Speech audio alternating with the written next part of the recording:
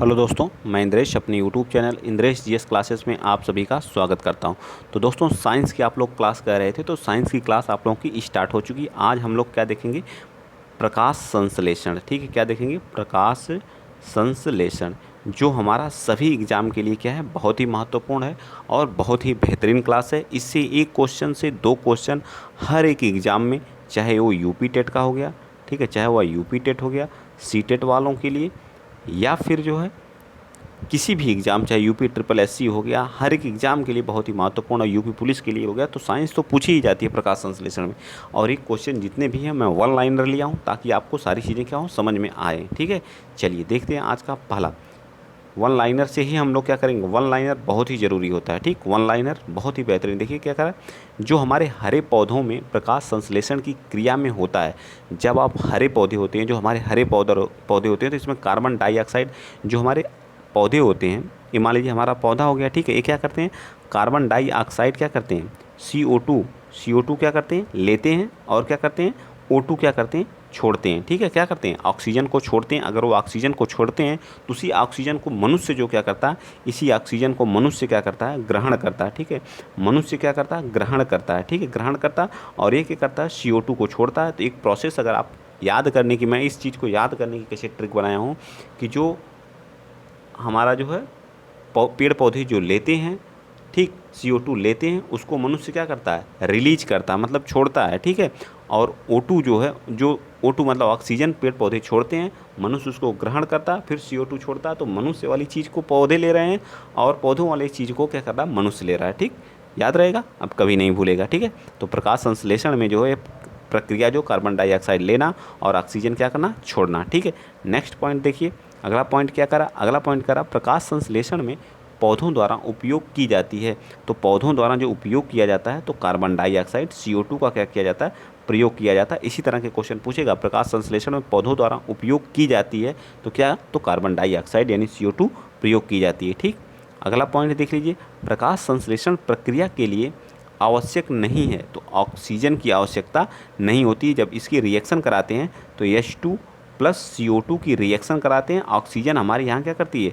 Release होती है। ठीक, ऑक्सीजन क्या होती है? यहाँ से रिलीज होती है, ये याद रखेंगे। ठीक है, वाटर और CO2 की प्रेजेंस में इसकी रिएक्शन होती है, सनलाइट की प्रेजेंस में इसकी रिएक्शन होती है। नेक्स्ट पॉइंट कह रहा है कि ऑक्सीजन जो प्रकाश संश्लेषण से उत्पन्न होती है, आती है, कहाँ से आती है? मतलब कहाँ से? तो जल से आती है। ठीक, कहाँ से आती है? क्वेश्चन पूछा हुआ है।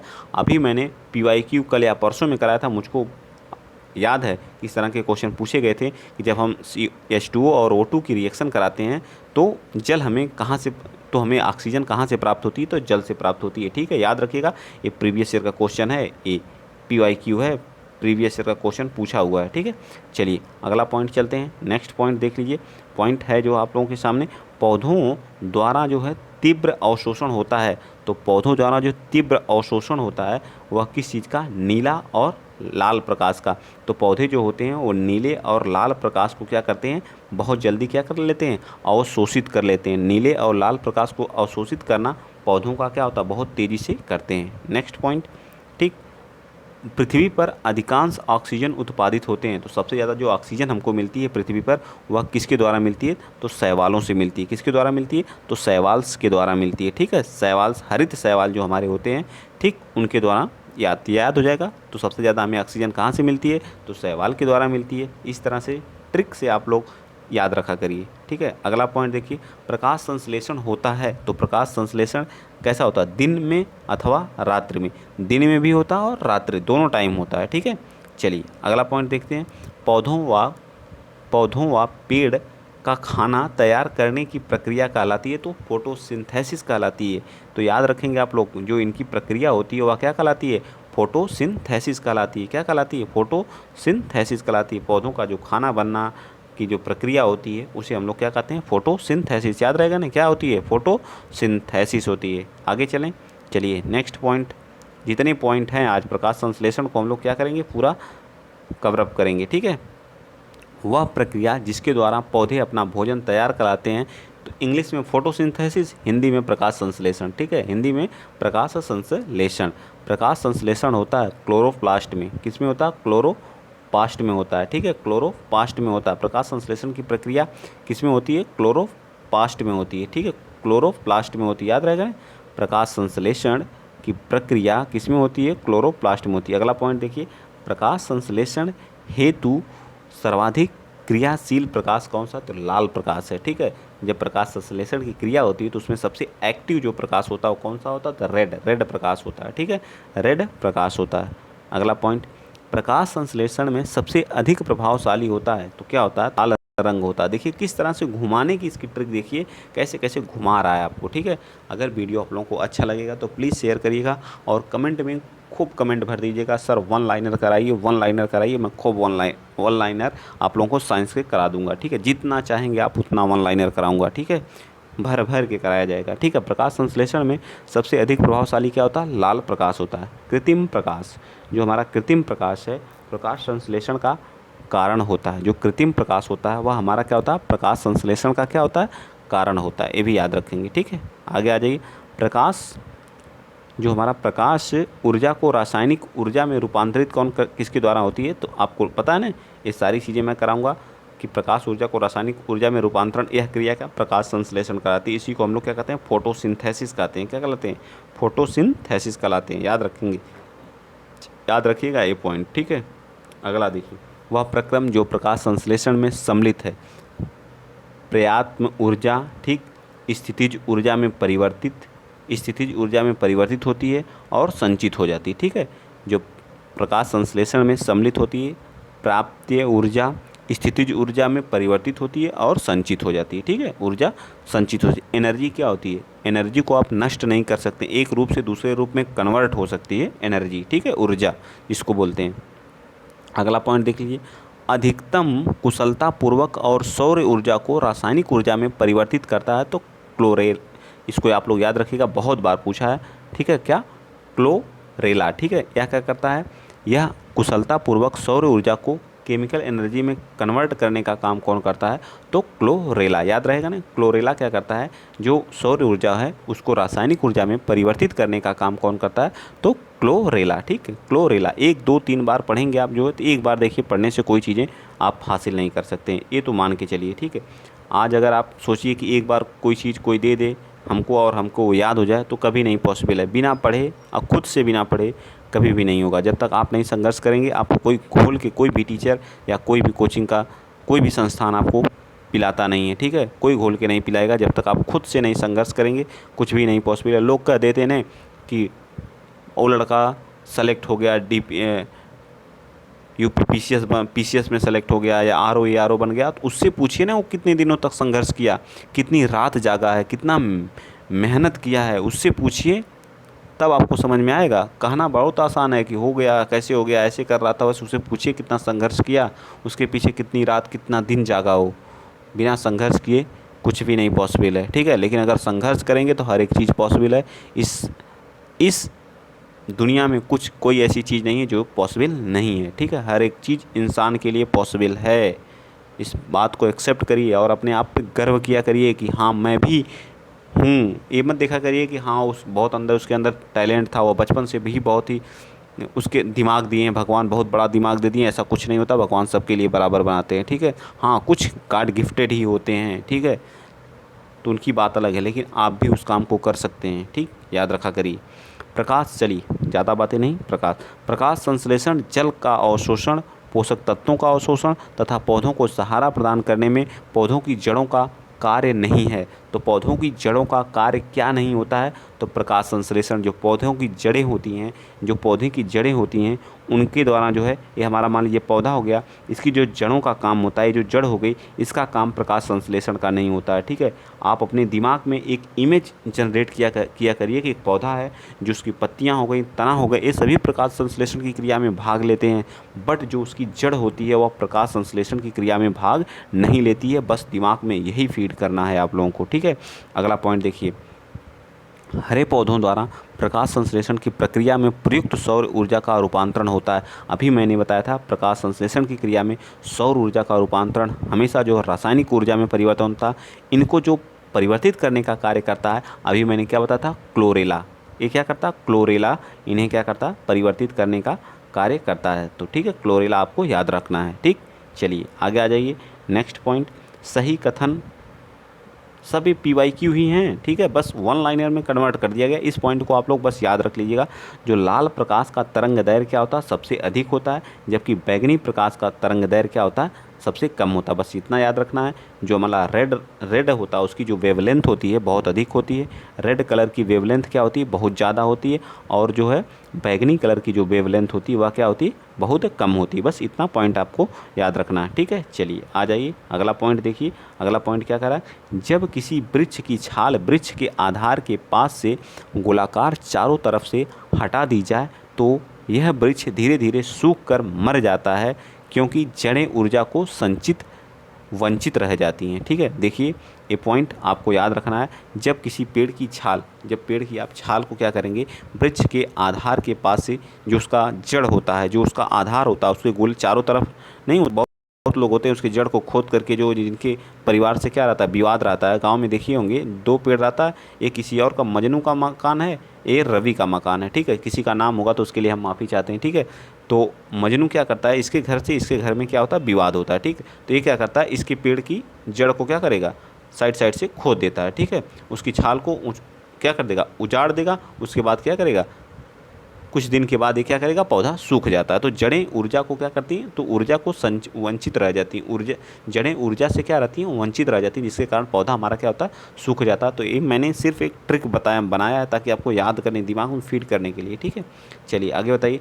पौधों में जो फ्लोएम मुख्य उत्तरदायी, जो हमारा फ्लोएम होता है, फ्लोएम क्या करता है, आहार वाहन करता है, ठीक। जो फ्लोएम होता है, और जाइलम जो होता है, फ्लोएम क्या करता है, फ्लोएम क्या करता है, आहार का, और जाइलम क्या करता है, जल को क्या करता है, जड़ को हर एक जो पौधा होता है उसके प्रत्येक भाग तक पहुंचाने का कार्य करता है, ठीक है। पॉइंट अगला के, श्वसन, प्रकाश संश्लेषण, जैविक पदार्थों का क्षय तथा ज्वालामुखी क्रिया में पृथ्वी के कार्बन चक्र में कार्बन डाइऑक्साइड की मात्रा को नहीं बढ़ाता है। तो प्रकाश संश्लेषण जो है कार्बन डाइऑक्साइड की मात्रा को कभी नहीं बढ़ाता, याद रखिएगा, ठीक है। चलें आगे। चलिए आगे अगला आ गया हमारा विटामिन्स, ठीक है। विटामिन्स कहिए तो स्टार्ट कर दें या फिर कल स्टार्ट करें, ठीक है। अभी तो छोटी क्लास है, थोड़ा सा हम लोग विटामिन्स भी पढ़ लेते हैं, ठीक। प्रकाश संश्लेषण क्लास हम लोग की ख़त्म, एक दिन में एक ही चीज़ नहीं कवर करना, तभी हो पाएगा, ठीक है। तो हम लोग क्या पढ़ेंगे, विटामिन्स और पोषण। विटामिन्स का पूरा चैप्टर मैं कराऊंगा, बहुत ही अच्छे से वन लाइनर में ही कराऊंगा, ठीक है। तो विटामिन्स की खोज किसने की थी, ये याद रखना है आप लोगों को। विटामिन्स की खोज किसने की थी, तो विटामिन्स की खोज जो है, खोज किसने की थी, तो फंक द्वारा किया गया था। किसके द्वारा, फंक एक वैज्ञानिक थे, उन्होंने इसकी खोज की थी, ठीक है। यह किस तरह का, यह एक कार्बनिक यौगिक है। क्या है, यह एक कार्बनिक यौगिक है। क्या है, यह एक कार्बनिक यौगिक है, ये भी याद रखिएगा, ठीक है। याद रहेगा, याद रहेगा ना। चलिए अब इसका एक एक पॉइंट हम क्या करते हैं, यहाँ पे देखते हैं विटामिन्स का, ठीक। चलिए बताइए, कह रहा है कि फंक क्या थे, फंक ने इसका क्या किया था, आविष्कार किया था। विटामिन्स का आविष्कार फंक द्वारा, वैज्ञानिक कौन थे, फंक थे। विटामिन्स होते क्या हैं, एक क्या होते हैं, कार्बनिक यौगिक होते हैं, या इंग्लिश में इसको बोलते हैं कार्बनिक कंपाउंड होते हैं। यौगिक को हम लोग कंपाउंड बोलते हैं। तो याद होना चाहिए आप लोगों को, विटामिन्स की खोज फंक द्वारा। विटामिन्स होते क्या हैं, एक कार्बनिक यौगिक होते हैं, ठीक, याद रहेगा ना। यौगिक का वह समूह जिसे सहायक आहार कारक कहा जाता है, तो उसे क्या कहते हैं, विटामिन्स कहते हैं, ठीक। क्या कहते हैं, विटामिन्स कहते हैं, ठीक, याद रहेगा ना, विटामिन्स कहते हैं, ठीक। अगला पॉइंट वाइज एक एक चीज़ को देखना है, ठीक है। चलिए अगर वीडियो अच्छा लगेगा तो प्लीज़ वीडियो को शेयर करिएगा और बताइएगा सर इसी तरह की क्लास आप प्रोवाइड करते रहिए, बहुत ही अच्छी क्लास है, ठीक है। तो मैं तो समझता हूँ कि बहुत ही मेरे लिए बहुत ही बेहतरीन, बहुत ही यह हेल्प की थी, ठीक है। सोडियम, पोटेशियम, कैल्शियम तथा मैग्नीशियम में से पौधों के विकास के लिए आवश्यक नहीं है, बताइए। तो पौधों को विकास के लिए हमें क्या है, सोडियम की आवश्यकता नहीं होती है, ठीक है। जो पौधे होते हैं उनके विकास के लिए हमें सोडियम की आवश्यकता नहीं होती है। बाकी हम पोटेशियम की हमें आवश्यकता होती है, कैल्शियम की आवश्यकता होती है, मैग्नीशियम की आवश्यकता होती है, लेकिन सोडियम इसकी आवश्यकता नहीं होती है। आगे बताइए अगला पॉइंट, बोरान, जस्ता, सोडियम, तांबा में पौधों के लिए अनिवार्य सूक्ष्म पोषक नहीं है। देखिए नहीं चीज़ें कितनी बार पूछा, तो अभी मैंने बताया था सोडियम जो होता है यह इसके लिए इंपॉर्टेंट नहीं होता। बाकी बोरान, जस्ता और तांबा ये सभी हमारे पौधों के लिए क्या होते हैं, बहुत ही इंपॉर्टेंट होते हैं, ठीक है, याद रहेगा ना। तो सोडियम पौधों के लिए ज़रूरी नहीं है, ठीक। आगे चलिए, आगे बता दीजिए। अगला पॉइंट कह रहा है कि जीवधारियों, जो हमारे जीवधारियों को कम से कम 27 तत्वों की आवश्यकता होती है। जो हमारे जीवधारी होते हैं उनको 27 तत्वों की, जिनमें से 15 धातुएं इनमें से प्रभूत मात्रा में आवश्यक होती हैं। वे हैं पोटेशियम हो गया, सोडियम हो गया, मैग्नीशियम हो गया और कैल्शियम। तो ये हमें बहुत ही इम्पॉर्टेंट है। जो हमारे जीवधारी होते हैं उनके लिए पोटेशियम की ज़रूरत होती है, सोडियम की ज़रूरत होती है, मैग्नीशियम की ज़रूरत होती है और कैल्शियम की ज़रूरत होती है। तो याद रखेंगे, पोटेशियम, सोडियम, मैग्नीशियम और कैल्शियम जीवधारियों के लिए क्या होती हैं, बहुत ही ज़रूरी होते हैं। ठीक है, अगला पॉइंट, भोजन के वर्ग में प्रति यूनिट कैलोरी की मात्रा सर्वाधिक। तो वसा में सबसे ज़्यादा कैलोरी की मात्रा होती है। तो वसा के बाद कार्बोहाइड्रेट में, ठीक है, कार्बोहाइड्रेट में दूसरे नंबर पे क्या होता है, कार्बोहाइड्रेट में सबसे ज़्यादा जो कैलोरी यूनिट होती है, ऊर्जा, वह सबसे ज़्यादा किस में होती है, वसा में, उसके बाद कार्बोहाइड्रेट में। ठीक है, तो वसा हमारा क्या आ जाएगा, राइट आंसर आ जाएगा। ठीक, चलिए आगे आ जाइए। सेब का हृदय रोगियों के लिए विशेष महत्व है, क्योंकि ये बड़े स्रोत होते हैं किसके, पोटेशियम के। ठीक है, किसके लिए, पोटेशियम के लिए क्या होते हैं, केवल पोटेशियम, क्योंकि ये बड़े स्रोत होते हैं, पोटेशियम के होते हैं। एक क्वेश्चन देखिए पूरा एकदम लिखा हुआ है, इसको देखिए। इसी तरह के क्वेश्चन बड़े बड़े भी कभी कभी पूछ लेता है। आहार में नियमित रूप से ताज़े फल और सब्जी ग्रहण करना वांछनीय है, क्योंकि ये क्या होते हैं, ऑक्सीकरण रोधी होते हैं, यानी एंटीऑक्सीडेंट होते हैं, तत्वों को अच्छे स्रोत होते हैं। ठीक है, ऑक्सीकरण रोधी तत्व व्यक्ति के स्वस्थ बने रहने और दीर्घायु होने में सहायक सिद्ध होते हैं, क्योंकि ये क्या होते हैं, शरीर की में जो चयापचय या उपोत्पाद के रूप में क्या होते हैं, उत्पन्न मुक्त मूलकों को क्या कर देते हैं, निष्क्रिय कर देते हैं। इसका आप लोग शॉर्ट स्क्रीन लीजिएगा, बहुत इंपॉर्टेंट क्वेश्चन है, पूछ सकता है। ठीक है, क्या कर सकता है, पूछ सकता है। ठीक, आ जाइए आगे चलते हैं। सुमेलित करने वाला देखिए, तो ठीक है, सुमेलित कर लीजिए, क्या करना है, इस तरह के भी क्वेश्चन, जिस तरह के क्वेश्चन पूछे गए उस तरह के। विटामिन B12 क्या होता है, इससे क्या कौन सा रोग होता है, तो इससे जो हमारा होता है प्रति रक्त अल्पता कारक नामक क्या होता है, रोग होता है। विटामिन सी से प्रति स्कैर्वी, विटामिन सी को एस्कॉर्बिक एसिड के रूप में जाना जाता है, इससे होने वाला जो रोग है उसको स्कैर्वी बोलते हैं। विटामिन ई से जो हमें रोग होता है, बांझपन होता है, क्या होता है, बांझपन होता है, ये भी याद रखिएगा। विटामिन के जो होता है, इसको जो हम लोग क्या कहते हैं, प्रति रक्त स्रावित करा, क्या करती है, जो हमारे ब्लड की कोटिंग इससे नहीं बनती अगर इसकी कमी है तो। ठीक है, तो समझ में आ गया। विटामिन B12 से प्रति रक्तता कारक होता है, स्कैर्वी रोग होता है सी से, ई से हमें बांझपन होता है, और ब्लड का थक्का ना बनना विटामिन के की कमी से होता है। ठीक है, चलिए आगे, अब हम आज यहीं रहने दे रहे हैं। बाकी देखिए नीचे पूरा विटामिन्स का पड़ा हुआ, कल हम लोग विटामिन्स पूरा यहाँ क्या करेंगे, फिनिश करेंगे और अच्छे से करेंगे। ठीक है, तो आप लोग आज के लिए इतना ही। अगर वीडियो आप लोगों को अच्छा लगा है तो प्लीज़ वीडियो को शेयर करिएगा। इसी तरह की वीडियो चाहिए और PDF चाहिए तो इंद्रेश GS क्लासेस नाम से यूट्यूब चैनल है, उसको भी सब्सक्राइब करिए, और टेलीग्राम चैनल है उसको भी आप लोग ज्वाइन कर लीजिए। लिंक आपको डिस्क्रिप्शन बॉक्स में दिया ही है, आप लोग ज्वाइन कर लिया करिए भाई। इतने लोग आप लोग वीडियो देखते हो बट टेलीग्राम चैनल को ज्वाइन नहीं करते हो, क्या PDF नहीं चाहिए होती है, तो कर लिया करो, शेयर भी कर दिया करो अपने मित्रों को, थोड़ा सा हेल्प मेरा भी कर दिया करो। सोचा करो कितना संघर्ष करके बंदा बनाता है। ठीक है, तो आज के लिए इतना ही। जय हिंद, जय भारत।